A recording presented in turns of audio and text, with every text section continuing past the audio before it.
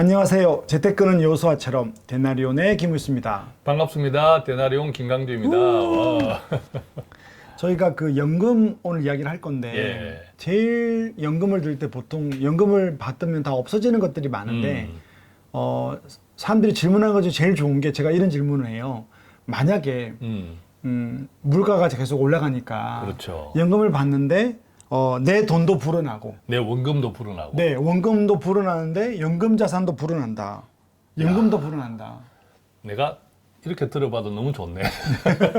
그렇게 이야기하면 아니 연금을 받으면 없어지지 무슨 맞아요. 자산도 불어나고 연금도 불어나냐 그런 게 있냐라고 말을 하면 제가 딱 그런 금융상품이 있어요 그러면 제가 이거다라고 말을 하지 못하거든요. 네, 여러 가지가 있는데 오늘 그 이야기를 조금 해주신다고 합니다. 네. 우리가 노후에 월급처럼 따박따박 연금성으로 나오는 것을 다 바라잖아요. 그렇죠. 노후에는. 그런데 연금 상품 같은 것도 있고 물론 네. 또 내가 가진 목돈이나 뭐 예컨대 주택연금처럼 그렇죠. 내가 가지고 있는 자산을 가지고 써서, 연금으로 만드는 방법도 연금 있죠. 재원으로 쓰는 그렇죠. 거죠. 연금 재원으로 쓰는 방법도 있죠. 네. 그래서 결과적으로는 내 돈도 내 원금도 불어나고 내가 받는 연금도 조금씩 불어나야 네. 물가 가치, 돈 가치 이런 것들을 조금 이렇게 보완할 수 있는 거죠. 그리고 이제 이런 상품들도 실제로 있는데 이런 상품들은 기본적으로는 원금을 보장하는 예적금이 아니에요. 그러면 투자 상품이네요. 그렇죠. 기본적으로는 이제 원금이 비보장되는 투자 상품들인데 일반적으로 투자 상품이다 이러면 왠지 경기를 일으키는 분들도 있어요. 그러니까 오늘 이것도 보면서 예. 그런 게 있나 했다가 이제 대표님이 예를 들어서 원금 비보장이다 그러면 아마 채널을 닫을 수 있어요. 그래서 저는 공부하라는 거죠. 네. 경기를 일으키는 분들도 있는데 왜냐면 오랫동안 예적금, 맞아요. 뭐 보험 이런 쪽에서만 익숙한 분들이 많기 때문에 그런데 여기서 중요한 것 투자 상품에도 소고기가 등급이 있듯이 위험에 따라 등급이 있다는 겁니다. 그죠? 등급이 상당하게 다양하게 맞습니다. 있어요. 투자라도. 예컨대 그런 거죠. 내가 조금 많은 돈을 불리고 싶어 이러면 그만큼 위험도 커지는 거고 또 내가 조금만 불려도 돼 하면 위험은 적은 거죠. 맞습니다. 자, 그 부분은 공평합니다. 그죠? 따라서 이 원금도 불리면서 매달 받는 돈도 불어나는.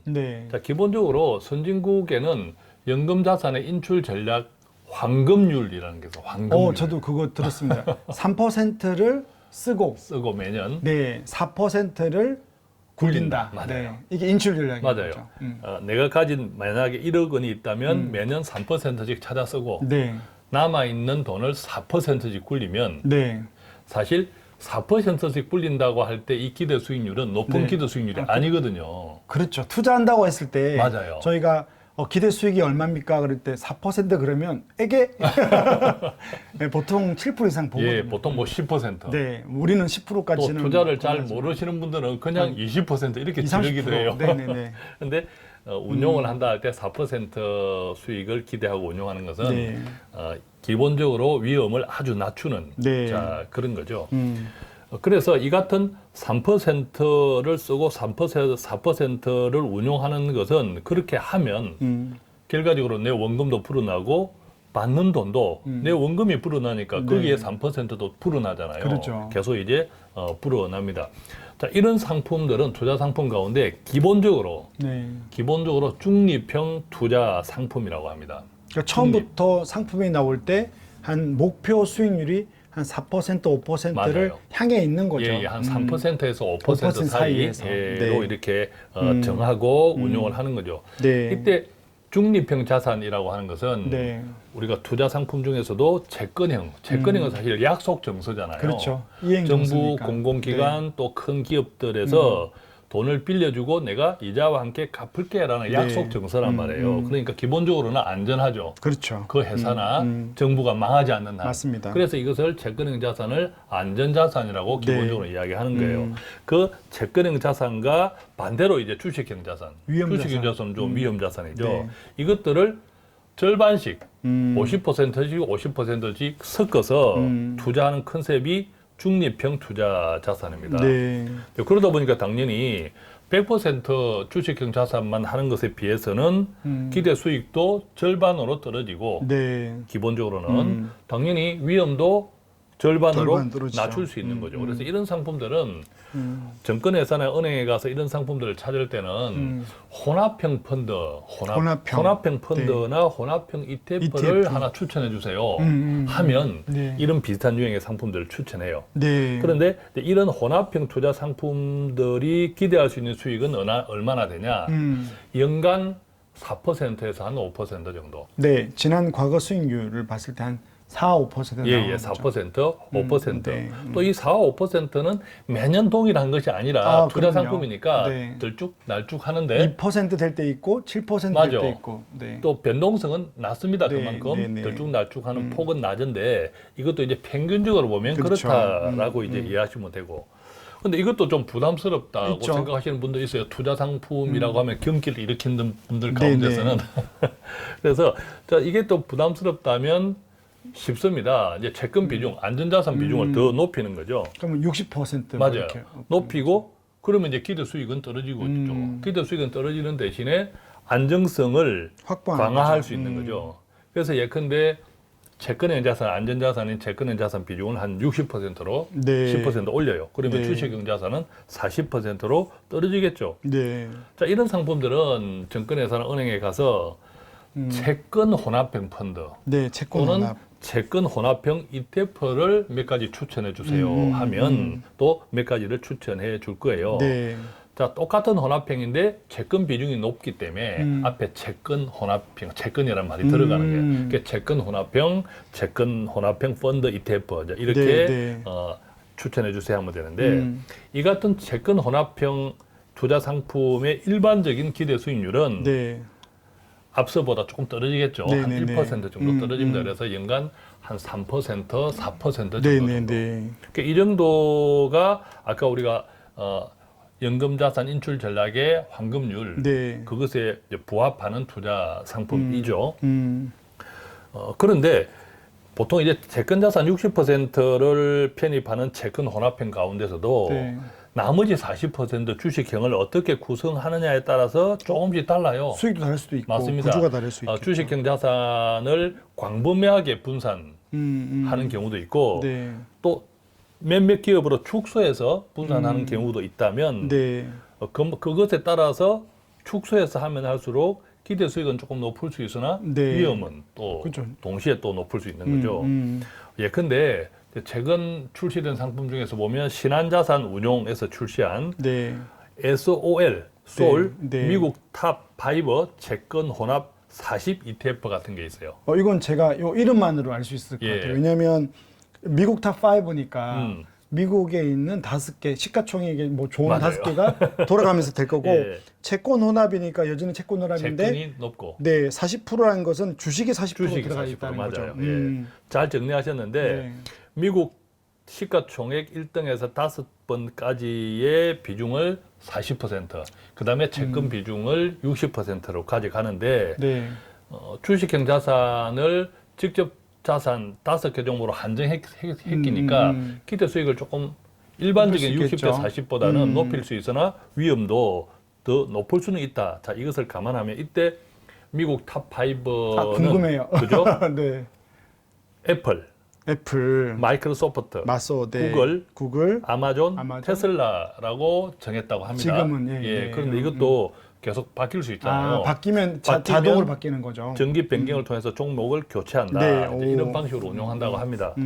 물론 이 상품에 지금 투자하라는 거 아니에요. 그럼요. 아니고 이런 컨셉도 있다 하면서 같이 곁들여 설명하는 겁니다. 네. 그런데 채권 60%라고 해도 어쨌든 계속 주식은 있으니까 네. 이것도 부담스럽다 생각하시는 분 또 있어요. 그럼 채권 70%. 그렇죠. 맞습니다. 네. 그러면 쉽습니다. 마찬가지로 채권 비중을 높이면 되죠. 그런데 그렇게 채권 비중을 더 높여버리면 뭐가 떨어져요? 기대 수익률이 너무 맞습니다. 떨어지는 거죠. 기대 수익이 또 더 떨어지는 것은 좀 단점이죠. 네. 그래서 나오는 것이 배당형 투자 상품이에요. 수익률이 떨어지니까 배당금으로 맞아요. 그 수익을 보존하는 맞아. 거죠. 예, 그래서 채권형 자산 비중을 높이면서 안정성도 강화했지만 네. 그것에 따라서 기대 수익은 떨어지기 때문에 그것을 배당으로 보충하는 컨셉이죠.